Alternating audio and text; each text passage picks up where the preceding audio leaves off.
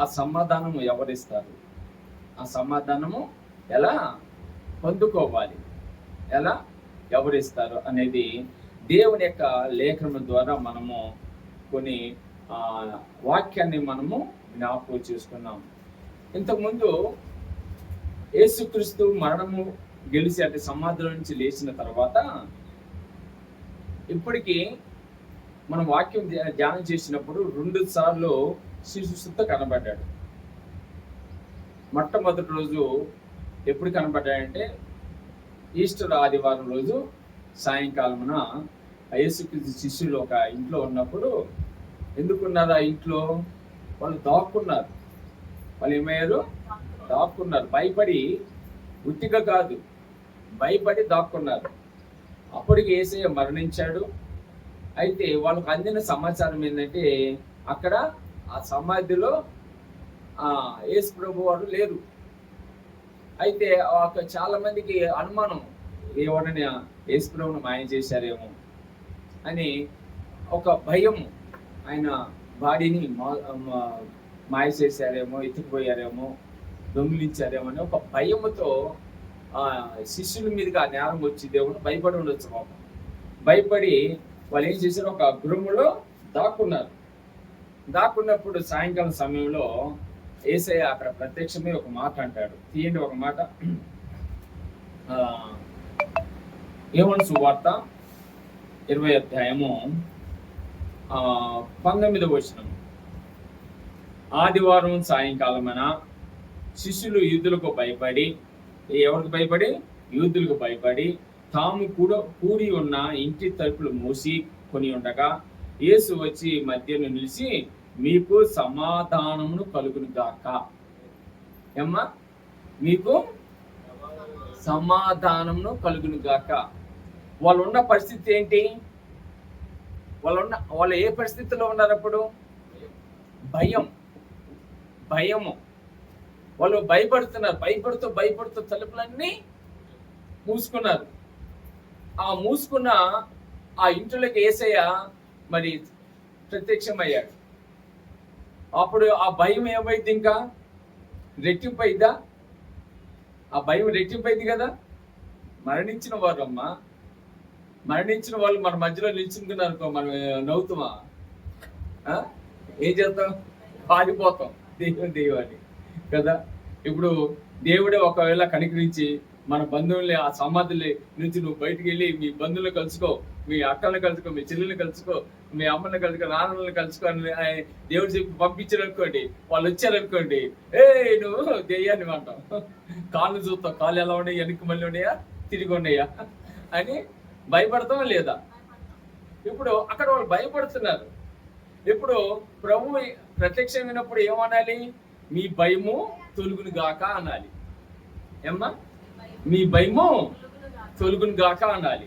కానీ భయపడుతున్న వాళ్ళతో దేవుడు ఏమన్నాడు? సమాధానము కలుగును గాక అన్నాడు. దేవుని స్తోత్రం, హల్లెలూయా. సమాధానము కలుగును గాక అంటే ఇక్కడ మనకు ఒక ఆలోచన ఆత్మీయంగా మనము జ్ఞాపకం చేసుకున్నప్పుడు, ఈ సమాధానం అనే మాటలోనే మనకున్న ఏదైతే ఇబ్బంది ఉందో, ఏదైతే కష్టం ఉందో, ఏదైతే శ్రమ ఉందో, ఎందుకైతే మనం భయపడుతున్నామో, ఏ సమస్య అయితే ఉందో అవన్నీ పోయి ఒక్క మాట సమాధానము దొరుకుతుంది. అర్థమవుతుందా? ఆయన వాళ్ళు భయపడుతున్నారు. దేనికి భయపడుతున్న? వాళ్ళ జీవితంలో అప్పటికి సమాధానం లేదు. అశాంతితో ఉన్నారు. అశాంతితో ఎన్నో ఆలోచనతో ఉన్నారు. ఒక ఆలోచన కాదు. యేసు ప్రభువు వారు ఎందుకు ఎలాగా సమాధిలో నుంచి ఎలా లేచాడు, ఎలా ఆ రాయి తొలగించబడింది, యేసు ప్రభువు జీవించిన కాలంలో చెప్పాడు, నేను మరణించిన 3 రోజులు తిరిగి లేస్తానే. కానీ అది గుర్తు ఉండట్లేదు. వాళ్ళు గుర్తు పెట్టుకోవట్లేదు, వాళ్ళు గుర్తు చేసుకోవట్లేదు. కానీ అక్కడ వాళ్ళకి అనేకమైన అనుమానాలు, అనేకమైన అశాంతి, వాళ్ళ హృదయం అంతా ఎంతో వేదనకరంగా ఉంది. ఇప్పుడు యేసయ్య అక్కడ యేసు ప్రభువుల వారి బాడీ లేదు కదా.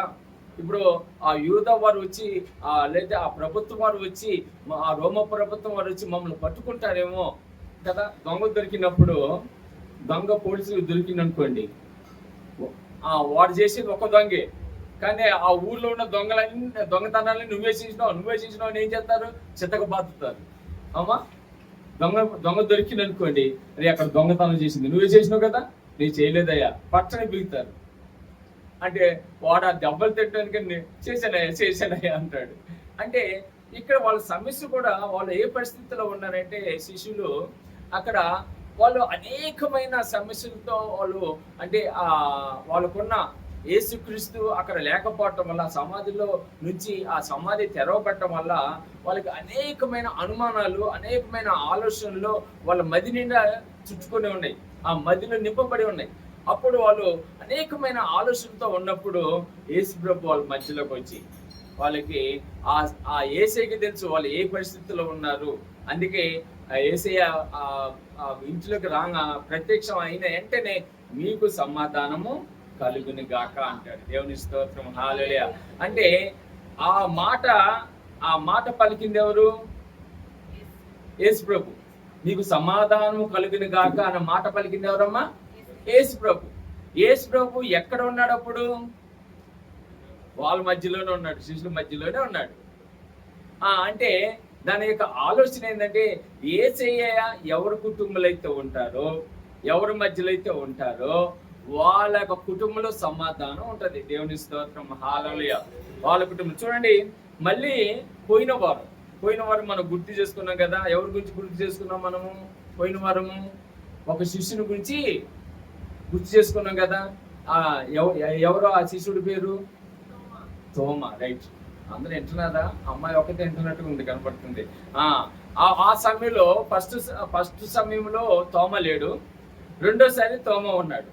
ఉన్నప్పుడు అక్కడ కూడా ప్రభు యేసయ్య ఏం మాట్లాడతాడు చూడండి. అక్కడ 20 అధ్యాయం, అదే 20 అధ్యాయంలో ఏముంటుంది వార్త, 20 అధ్యాయం 26 వచనంలో, 8 దినముల తర్వాత ఆయన శిష్యులు మరల లోపల ఉన్నప్పుడు తోమ వారితో కూడా ఉండెను. తలుపులు మూయబడి ఉండగా యేసు వచ్చి మధ్యలో నిలిచి, మీకు సమాధానము కలుగును గాక. మళ్ళీ అక్కడ కూడా ఏం మాట్లాడు? మీకు సమాధానము కలుగును గాక. అంటే ఇక్కడ కూడా వాళ్ళు అశాంతితోనే ఉన్నారు. అయితే అక్కడ 10 మంది ఉంటే ఇక్కడ 11 మంది ఉన్నారు. ఆ తోమ అనే శిష్యుడు కలిశాడు. ఇక్కడ కూడా మీకు సమాధానం, వాళ్ళ మధ్యలో నిలిచి మీకు సమాధానము కలుగును గాక అంటాడు. యేసయ్య ఉన్న చోట ఏముంటదంటే సమాధానం ఉంటది.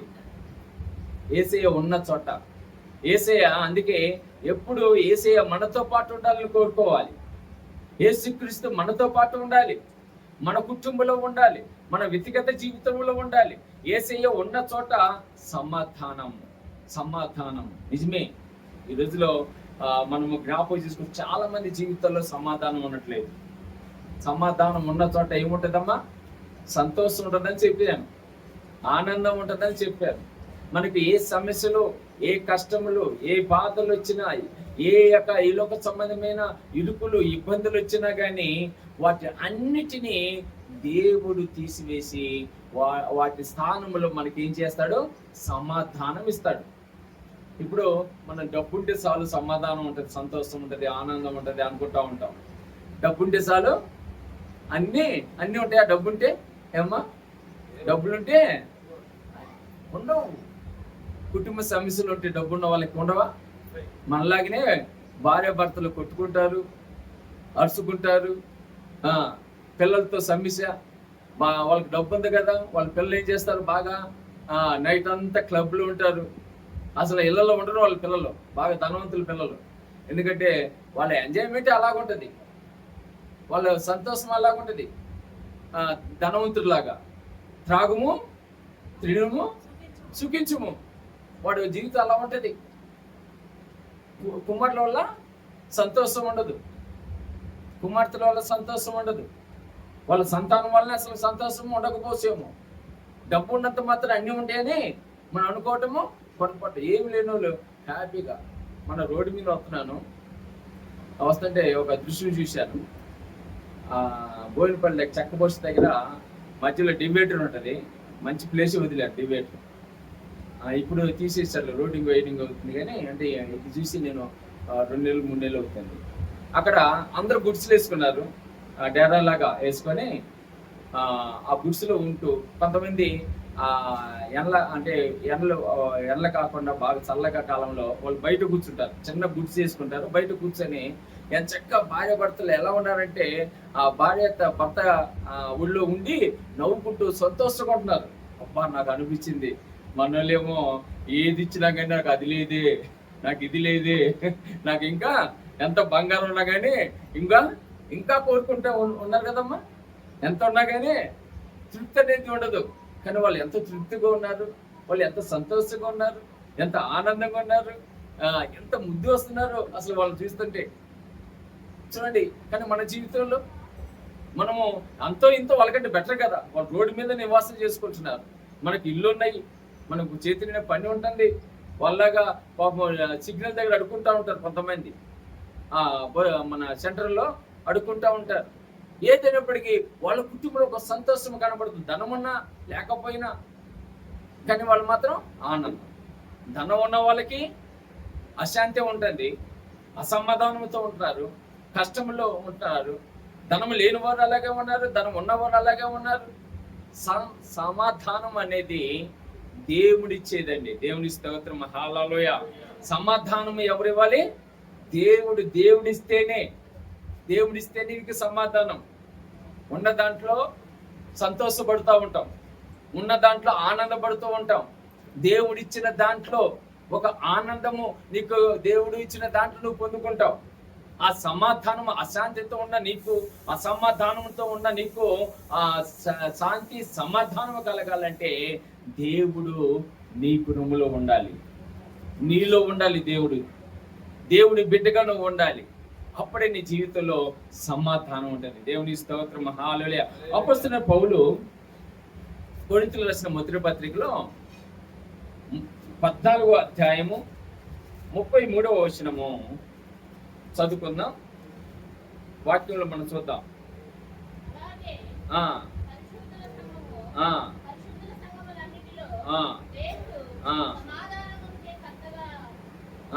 సమాధానానికి కర్త. చాలమ్మ, దేవుని స్తోత్రం, హల్లెలూయా. ఇక్కడ మనము చూడండి, అపొస్తలుడైన పౌలు ఏం చెబుతున్నాడు ఇక్కడ? అలాగే పరిశుద్ధుల సంఘములన్నిటిలో. ఎలాగమ్మా? పరిశుద్ధుల సంఘం అన్నిటిలో. పరిశుద్ధులండి. మన దేవుడు ఎవరు? పరిశుద్ధుడు. ఆయనలో ఏ పాపము లేదు కదా. మన శుక్రవారము వాక్యం ధ్యానం చేసుకుందాం. ఏ వాక్యం ధ్యానం చేసుకున్నామమ్మా? చెప్పు. చూసా కదా నిన్ను. అబ్బా, చూసా కదా అంటే అప్పుడు గుర్తుకొచ్చింది. వాక్యం గుర్తు పెట్టుకోవాలా.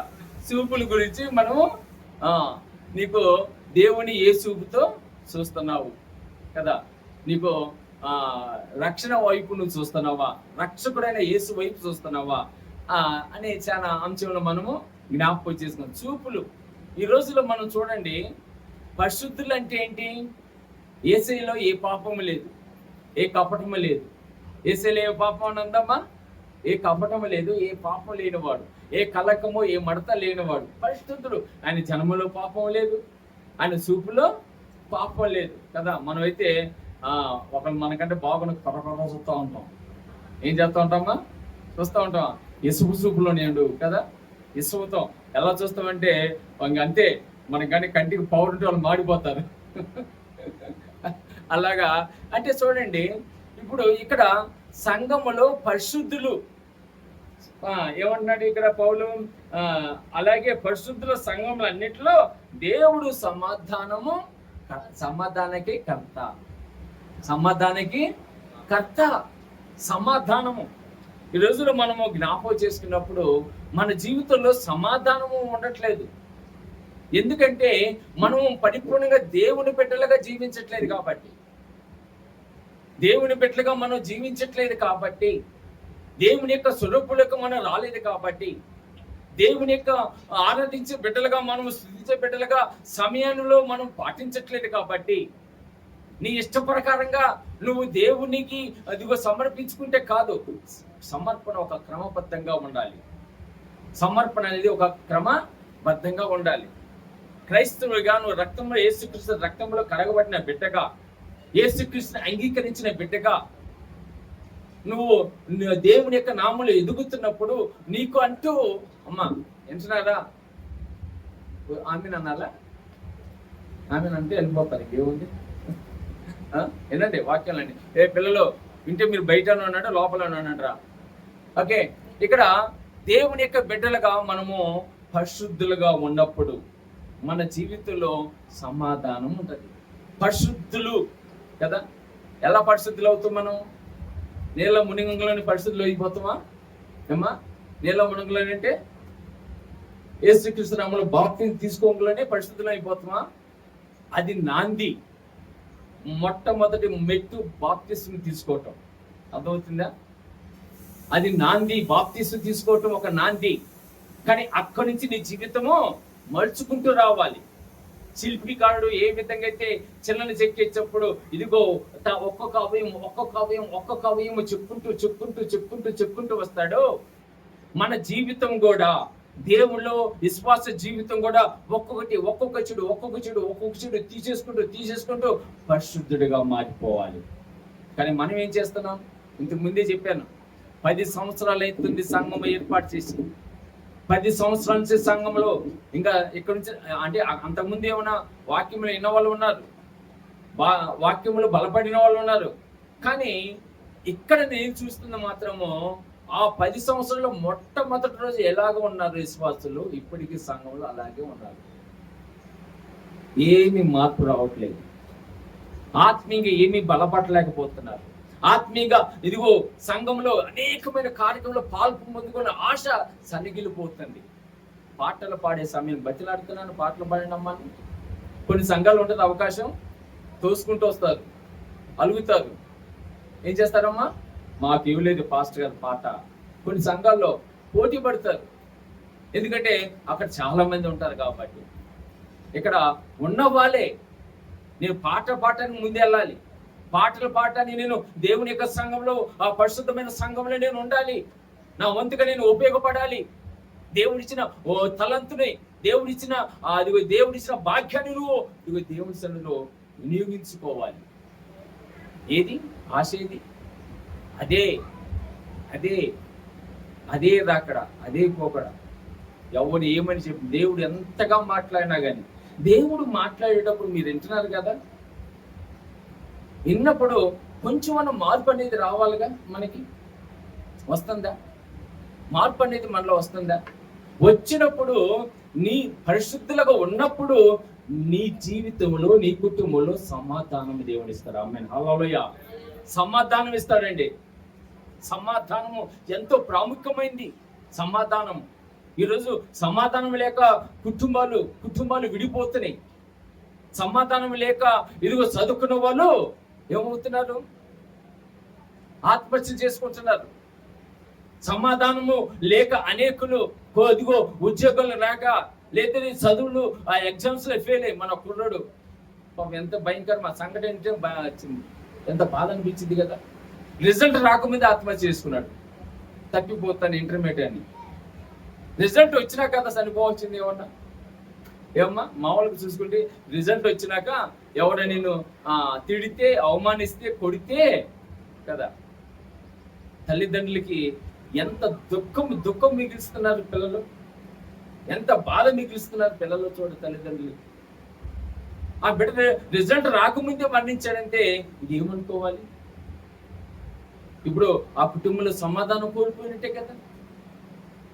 మన జీవితంలో దేవుడు సమాధానం ఇస్తాను, సమాధానకర్తగా నేను ఉంటాను మీ కుటుంబంలో అంటే మనం దేవుడికి మహిమకరంగా జీవించలేకపోతున్నాము. దేవునికి మనం ఇష్టమైన బిడ్డలుగా మనం జీవించలేకపోతున్నాము. దేవుని ఆరాధించుకోలేకపోతున్నాం, స్తుతించుకోలేకపోతున్నాం. నీ జీవితంలో ఒక సంతోషం దేవుడు ఇస్తానే ఉన్నాడు. మెట్టు. ఒకప్పుడు మనం ఏ స్థితిలో ఉన్నాం? మనం హైదరాబాద్కి వచ్చినప్పుడు నేనైతే చాలా దీన స్థితిలో ఉన్నా. చాలా దీన స్థితిలో విలేజ్ జీడిమెట్లో ఉండేవాడిని. అప్పుడు నాకు దేవుని అంటే తెలియదు, దేవుని యేసుక్రీస్తు అంటే ఎవరో నాకు సరిగ్గా తెలియదు. అలాంటి సమయంలో పడరాని పాటలు పడ్డాను, చాలా కష్టంలో పడ్డాను, ఆర్థికంగా చాలా బాధలు పడ్డాను. ఆ చిన్న ఇల్లు దాదాపు ఎంత మీరు కూర్చున్నారు కదా, ఆ కుర్చీ దాకా ఉంటుంది, చిన్న రూమ్, మంచం వేసుకుంటే తిరగటానికి లేదు, రేకులు మన కుమ్మరి పెంకులు ఉంటాయి కదా, కుమ్మరి పెంకులు, వర్షం అయితే కాదిద్ది, కింద నుంచి నీళ్ళు వస్తాయి, మళ్ళీ భూమికి అంటే కింద వరడానికి సరళంగా ఉంది, ఆ కింద నుంచి నీళ్ళు వస్తాయి, పైనుంచి నీళ్ళు వస్తాయి. మేము వర్షం పడ్డప్పుడు మంచం వేసుకున్నాం కదా, మా మామగారు ఒక మంచం ఇచ్చిండే, ఆ మంచం తెచ్చుకున్నాను. ఆ మంచం మీద కూర్చున్న వాళ్ళు నేను పాస్టమ్మ గారు చాలా చాలా చాలా కష్టాలు పడ్డాం, ఎన్నో బాధలు, ఆర్థిక ఇబ్బందులు పడ్డాం. యేసయ్యలోకి వచ్చినాక యేసు ప్రభులో జీవించడం నేర్చుకున్నాను. నా కష్టాలన్నీ తెలివిని దేవుని స్తోత్రం, హల్లెలూయా. ఇప్పుడు నాకు అనుగ్రహించిన దేవుడు, నాకు సమాధానం ఇచ్చిన దేవుడు మీకు కూడా మీ జీవితంలో కూడా అనేకమైన కార్యములు చేస్తున్నాడు దేవుడు. మీకు కుటుంబంలో అనేకమైన ఆర్థిక ఇబ్బందులు ఉంటే, ఆర్థికమైన అసమాధానంతో ఉన్నప్పుడు దేవుడు మీకు సమాధానం ఇచ్చాడే, ఆర్థికంగా మిమ్మల్ని బలపరుస్తున్నాడే. మా ఆర్థికంగా దేవుడు బలపరుస్తున్నాడు, మీకు అడిగింది దేవుడు ఇస్తున్నాడు, అనుగ్రహిస్తున్నాడు. కొంచెం సమయం, ఎందుకంటే మీరు ఇంకా బాగుండాలనుకోండి, మనందరూ దేవుడికి ఇంకా ఇంకా ఇంకా దేవుడు ఎదుగుతూ ఉంటే దేవుడు మన్ని పరలోకం నుండి ఏమి ఇస్తాడంట, ఆకాశపు వాకిట్లు ఇప్పుతాడు దేవుడు. ఏమి ఇప్పుతాడమ్మా? ఆకాశపు వాకిట్లు ఇప్పుతాడు దేవుడు. నీకు అన్ని అంతే. సమాధానం అంటే ఆర్థికంగా నువ్వు వెనకబడి ఉన్నావా, అవి అనుగ్రహిస్తాడు దేవుడు. అనారోగ్య సమస్యతో బాధపడుతున్నావా, అది అనుగ్రహిస్తాడు దేవుడు. మీ పిల్లల చదువులు సరిగా చదవట్లేదా, అది అనుగ్రహిస్తాడు దేవుడు. మీ చదువుకున్న పిల్లలకు ఉద్యోగాలు లేవా, అది అనుగ్రహిస్తాడు దేవుడు. వివాహములు కావట్లేదా, అది అనుగ్రహిస్తాడు దేవుడు. అన్నిటికీ ఒకటే మాట అంటున్నాడు, సమాధానం. సమాధానంలోనే ఇవన్నీ మిళితమై ఉన్నాయి. ఏ సమస్య వచ్చినా, ఏ కష్టం వచ్చినా, ఎందులో నువ్వు బాధపడుతున్నావో, ఎందులో నువ్వు వేదన పొందుకుంటున్నావో, వాటన్నిటిని తీసేసి నీకు సమాధానం అనుగ్రహిస్తా అంటాడు. దేవునికి స్తోత్రం, హల్లెలూయా, హల్లెలూయా. కొంతమంది జీవితంలో సమాధానం ఉండదండి.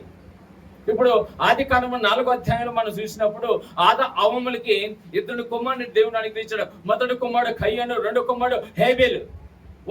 వాళ్ళ జీవితంలో మనం చూసినట్టయితే హేబెలు సమాధానం పొందుకున్నాడు. సమాధానం పొందుకొని మేలైన శ్రేష్టమైన దేవుడికి అర్పించుకుంటూ వస్తున్నాడు. ఎవరు? హేబెలు. హేబెలు ఏం చేస్తున్నాడు?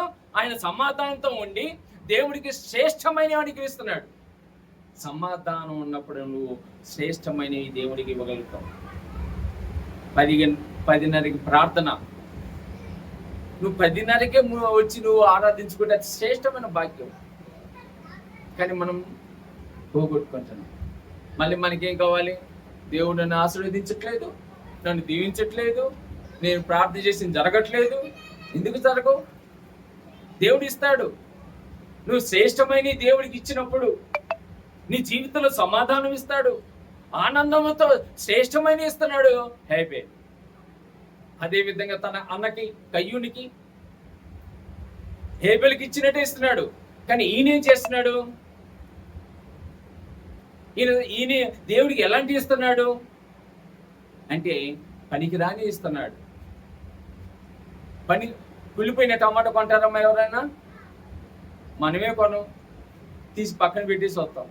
కానీ దేవుడు ఇచ్చింది మనం పొందుకొని దేవుడికి ఎలాంటి ఇస్తున్నాము? కయ్యను ఏం చేశాడు? అలాంటిదే ఇస్తున్నాడు. కుళ్ళిపోయిని ఆయన వ్యవసాయం చేసుకునేవాడు, ఆ కుళ్ళిపోయిని పనికిరాని ఎవరు కొనకుండా పక్కన పడేస్తారే అలాంటి దేవుడికి ఇస్తున్నాడు. శ్రీమంతుడైన దేవుడు మన దేవుడు. హల్లెలూయా. ఆ శ్రీమంతుడైన దేవుడు మనం ఇచ్చినా ఇవ్వకపోయినా ఆయన శ్రీమంతుడు. కానీ నువ్వు ఇస్తే ఆశీర్వదించబడతావు. నువ్వు ఇస్తే దేవుడు నిన్ను ఆశీర్వదిస్తాడు, నీ కుటుంబాన్ని దీవిస్తాడు. ఇప్పుడు అసమాధానంలో పడిపోయాడు కయ్యూను. ఇంకా ఆ దీవెల్నేమో హేబెల్కి ఇస్తున్నాడు. హేబెల్ని దేవుడు ఇచ్చిన అర్పణలు స్వీకరిస్తున్నాడు. ఈయన అర్పణలు స్వీకరించట్లేదు. కయ్యూను అర్పణ దేవుడు స్వీకరించట్లేదు, ఇష్టపడట్లేదు. హేబెల్ ఇచ్చిన ఒక సమర్పణ ఇష్టపడుతున్నాడు, కయ్యను ఇచ్చిన సమర్పణ ఇష్టపడట్లేదు. ఎందుకు? శ్రేష్టమైన దేవుడికి ఇవ్వట్లేదు కాబట్టి. కయ్యను అంటే ఈయనకి ఏముంది? అసమాధానము. ఆ అసమాధానము.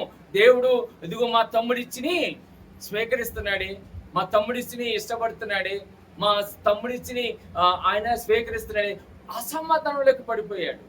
చాలా మంది ఇతరులు బాగుపడుతున్నా కానీ ఓర్చుకోలేరు కదా, అసమాధానం పొందుకుంటూ ఉంటారు. ఇక్కడ కయ్యను కూడా అంతే. నా తమ్ముడి ఇదిగో సమర్పణలో అర్పణలో దేవుడు ఇష్టపడుతున్నాడు అని అసమాధానంలోకి వెళ్ళిపోయాడు. అసమాధానంలోకి వెళ్ళిపోయి ఏం చేశాడు? తమ్ముడిని హత్య చేసి పడేశాడు, చంపేశాడు. అంతే, హత్య చేశాడు, తమ్ముడిని చంపేశాడు. అంటే అసమాధానంలో జీవితం ఎంత భయంకరంగా ఉంటుందమ్మా. అసమాధానంలో జీవితం ఎంత కష్టంగా ఉంటుందో తెలుసా? అసమాధానమైన జీవితము మన జీవితాన్ని పాడు చేస్తుందండి, మన జీవితాన్ని ఎదగకుండా చేస్తుంది, మన జీవితం నరకపాశంగా మారుతుంది. ఆ సమాధాన స్థితిలో ఉండకూడదు. అందుకే నేను మీకు సమాధానకర్తగా ఉంటాను. ఆమేన్, హల్లెలూయా. సమాధానకర్తగా నేను ఉంటాను అని దేవుడు సెలవిస్తున్నాడు. దేవునికి స్తోత్రం, హల్లెలూయా. నోయముకి ఎంతమంది కోడలు అమ్మా? పేర్లు చెప్పండి. Ruth, Orpah. రూతు, ఓర్పా ఇద్దరు కొడుకులు నయోమికి. ఇద్దరు కొడుకులు చనిపోయారు. ఇప్పుడు అత్త ధర్మం ఏంది? కోడలు తంది, అమ్మా ఇంకా మీ భర్తలు చనిపోయారు కదా, మీరు మీ పుట్టింటికి వెళ్ళిపోండి అని అత్త చెప్పింది. మంచి అత్త పాపం. మిగతా అత్తలు అట్లా చెప్పరు. మా భర్త చనిపోతే ఏమైంది, మేము లేమా, మేము చూసుకోలేమో అంటారు కదమ్మా. కానీ ఈ రూత్ అమ్మ ఏమంది? రూత్ ఏమంది? అత్త నేను వెళ్ళను, నీ కాడే ఉంటా, నీతోనే ఉంటా. నేను ఏ రోజైతే ఇదిగో ప్రమాణాలు చేసుకున్నానో ఈ ఇల్లే నా ఇల్లు అని, పెళ్ళప్పుడు ప్రమాణం చేస్తారు కదా, ప్రమాణాలు చేసుకున్నారు, ఈ ఇల్లే నా ఇల్లు, నువ్వు ఉన్న చోటే నేనుంటా, నీ దేవుడే నా దేవుడు, నువ్వు ఏ దేవుని ఆరాధిస్తే నేను అదే దేవుని.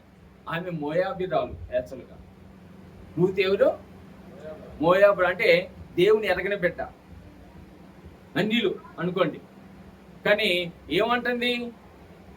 ఓర్పు అయితే ఆ మాట అనగలో, మీ ఎల్లమ్మనగలనే అత్త థ్యాంక్ యూ అని ఒక ముద్దు పెట్టుకొని గంతు అయిపోయింది. ఇక్కడ సమాధానం దేవుడు ఎవరికి ఇచ్చాడు? రూత్ కనికరించాడు. దేవుని స్తోత్రం, హల్లెలూయా. ఎందుకు? ఆమె మాటకి కట్టుబడి ఉంది కాబట్టి. అత్త ఏ రోజైతే నన్ను పెళ్ళైనప్పుడు నీ ఇల్లే నా ఇల్లు అందో, ప్రమాణాలు చేసుకున్నారు, ఆ ప్రమాణానికి తగ్గట్టుగా ఇదిగో రూతు నయోముతో ఉండటానికి ఇష్టపడింది. అందుకే భర్త లేనప్పటికీ దేవుడు మంచి భర్తని మళ్ళీ బోయాజు ద్వారా దేవుడు అనుగ్రహించి ఆ శ్రీమంతుడు ఆ ప్రాంతంలోనే గొప్ప ధనవంతుడు. రూతు జీవితం నిలబడిపోయి ఇష్టలు మిగిలిపోయింది.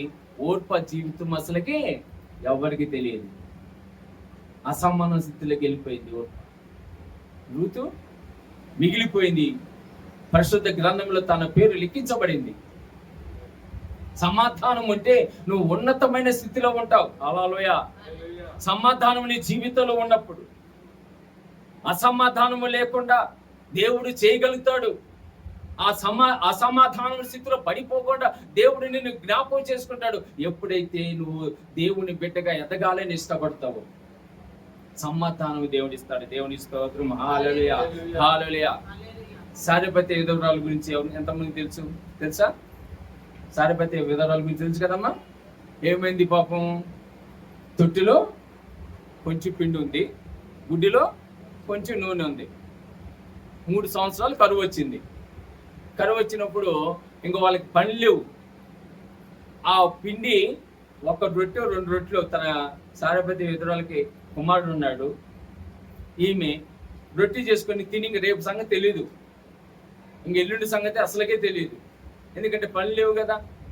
అంటే అది తిని చనిపోవాలని నిర్ణయించుకున్నారు, ఆలోచన చేసుకున్నారు.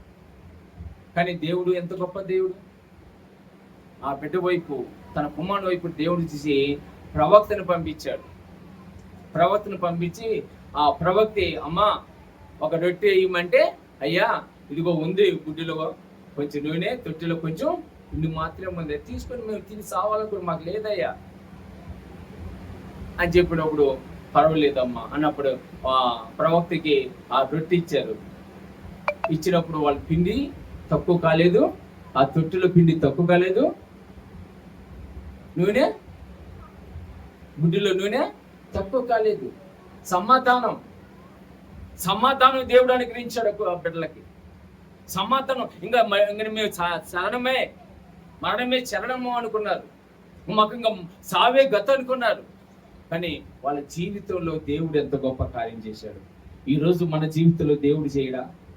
అదే దేవుడు మనం ఆరాధించే దేవుడు, అదే దేవుని మనం స్తుతిస్తున్నాము, మహిమపరుస్తున్నాము. ఎందుకు మన జీవితంలో ఇంకా కొరతలు కూడా అంటే నువ్వు అరకొరగా దేవుని స్తుతించుకుంటున్నావు కాబట్టి. ఎలా అరకొరగా సమర్పణ, పరిపూర్ణమైన సమర్పణ ఉంటే దేవుడికి వచ్చింది పరిపూర్ణంగా ఇవ్వండి. ఏ పేరులాగా పరిపూర్ణంగా ఇవ్వండి. ఆదివారము దేవుడిది, ఆదివారము దేవుని స్థుతించుకునే దినం, ఆరాధించుకునే దినం. దేవుడికి ఇచ్చినప్పుడు దేవుడు సహాయం చేస్తాడు. దేవుని స్తోత్రం, హల్లెలూయా. సమాధానం అంటే అదమ్మ. సమాధానం అంటే నీకు ఏది తక్కువ చేయడు. అర్థమవుతుందా? నీకు అనుకున్నట్లుగా దేవుడు ఇస్తాడు సమాధానం. అప్పుడు దేవుడు నువ్వు ఏం చేయాలంటే, ఆ దావీదు కీర్తనలో 34వ అధ్యాయంలో 14వ వచనం, దావీదు కీర్తనలో తీస్తారా? నేను తీయాలా? 34వ కీర్తన 14వ వచనం చదవండి. కీడు చేయటం మాని మేలు చేయము, సమాధానం వెతికి దానిని వెంటాడము. ఏం చేయాలమ్మా? సమాధానం ఉండాలంటే కీడు మానుకోవాలమ్మా. చిన్న ఎగ్జాంపుల్, కీడు మానుకోవాలంతే. ఎవరికైనా కీడును చేయకూడదు. మనకి కీడు చేస్తారండి, మనకి కీడు చేస్తారు. యేసయ్య లోకముని ఎంతో ప్రేమించాడు. ఆ ప్రేమించిన వారే ఏం చేశారు? పిడిగుద్దులు గుద్దారు. ఆ ప్రేమించిన వారు ఏం చేశారు? కొడ దెబ్బలు కొట్టారు. ఆ ప్రేమించిన వారు ఏం చేశారు? ముండ్ల కిరీటం పెట్టారు. ఆ ప్రేమించిన వారే. కానీ ఆయన ఎవరికి కీడు చేశాడా? తండ్రి మీరేమి చేస్తున్నారో మీరు వెలుగుడు కనుక వీరిని క్షమించమని ప్రార్థన చేశాడు. కీడు క్రైస్తవులుగా అయినా మనము ఎవరికి కీడు చేయదు. మనకి కీడు చేసిన వాళ్ళకి మేలు చేయాలి, వాళ్ళ గురించి ప్రార్థన చేయాలి. నువ్వు వాళ్ళని చెప్పించవద్దు, ప్రార్థన చేయి. అప్పుడంట నీ పగ దేవుడు తన పగగా జ్ఞాపకం చేసుకుని వాళ్ళకి శిక్ష విధిస్తాడు.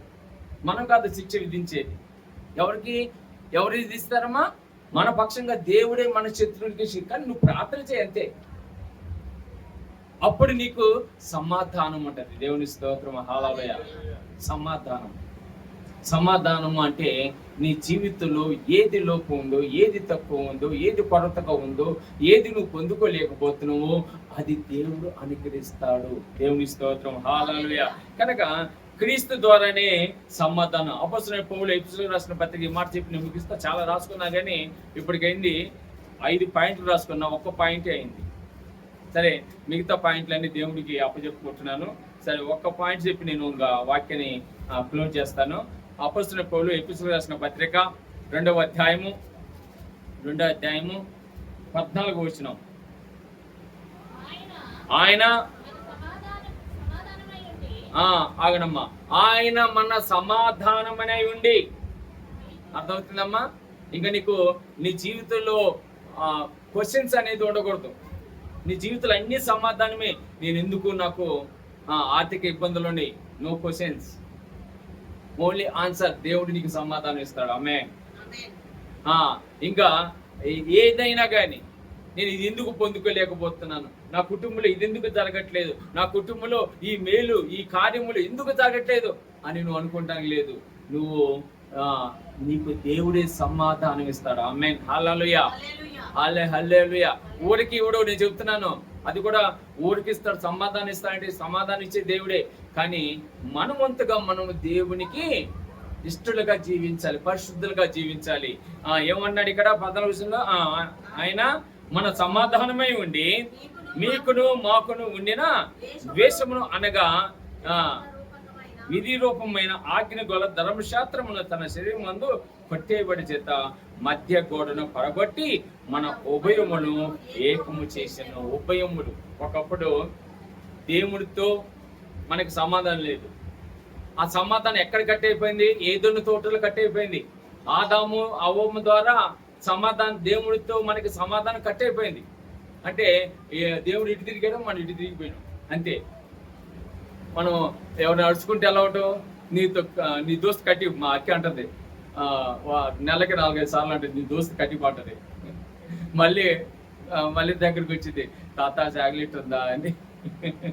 ఓకే, అంటే ఇక్కడ దోస్తు కట్టింగ్ అయిపోయింది ఆదాముతో మానవులకి, దేవుడికి. కానీ ఆ అడ్డు కూడా యేసయ్య రావటం ద్వారా తొలగిపోయింది. ఆమేన్, హల్లెలూయా. అర్థమైందమ్మా? అర్థమవుతుందా? యేసయ్య వచ్చాడు, దేవుడికి మనకి సమాధానం ఇచ్చాడు. ఎందుకంటే అప్పుడు ఆదాము పాపము చేశాడు. ఆజ్ఞ అతిక్రమమే పాపము. ఆ పాపం వల్ల వచ్చే జీతము మరణము. ఆ సమాధానం లేకపోతే మన జీవితంలో మరణం ఉండేది. ఆ మరణము తీసేసాడు యేసయ్య రావటం వల్ల. అన్నిటికంటే గొప్ప సమాధానము మరణము లేకుండా కొట్టేయబడటం. ఆమేన్, హల్లెలూయా. మరణము లేదు ఇప్పుడు మనకి, మరణము లేదు. మనం మరణించము. మరణం అంటే శరీరకు మరణం కాదు, ఆత్మీయ మరణం. పరలోకంలో మనం నిత్య జీవంలో ఉంటాం. దేవుని స్తోత్రం, హల్లెలూయా. కనుక సమాధానకర్త అయిన దేవుణ్ణి ఆరాధించుకోండి. విశ్వాసంతో దేవుని యొక్క నామంలో బలపడండి. విశ్వాసంగా పాటల ద్వారా వాక్యం, దేవుడు నీకు ఎన్ని తలంతులు ఇచ్చాడో ఆ తలంతులన్నీ దేవుడికి ఇవ్వండి. ఆమేన్, హల్లెలూయా. కప్పి పెట్టగాకండి. ఒక తలంతి ఇచ్చిన వాడు ఏం చేశాడు? కప్పి పెట్టేశాడు. నాకు ఎందుకు వచ్చిన బాధ కదా. 5 ఇచ్చినవాడేమో 10 చేసిండు, 10 ఇచ్చినవాడేమో 20 చేసిండు. ఒక్కరి నుంచి వాడేం చేసిండంటే, అయ్యో నా యజమానుడు మంచోడు కాదు, ఆయన అడిగితే మళ్ళీ నేను ఇచ్చేయాలి అని ఏం చేసిండు. అందుకే ఎదివాడు. తలంతులను ఇచ్చినప్పుడు మనం దాన్ని పెంపొందించుకోవాలి, దాన్ని 2 అంతలు చేసుకోవాలి. అప్పుడే దేవుడు ఇష్టపడతాడు.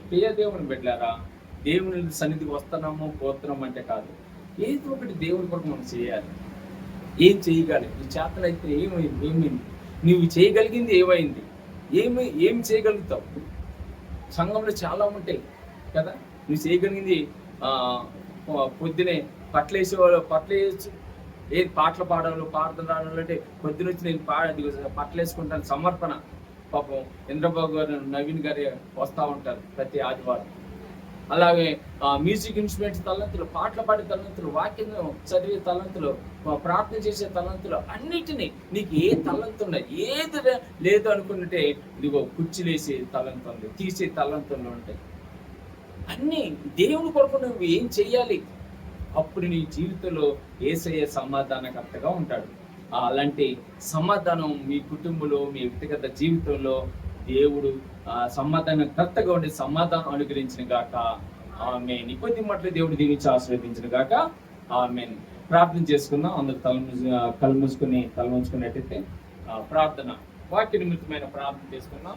ప్రతి ఒక్కరి కొంత సమయము ఇన్న వాక్యాన్ని బట్టి, ప్రభా ఇదిగానైనా నా జీవితంలో సమాధానకర్తగా ఉండే ప్రభా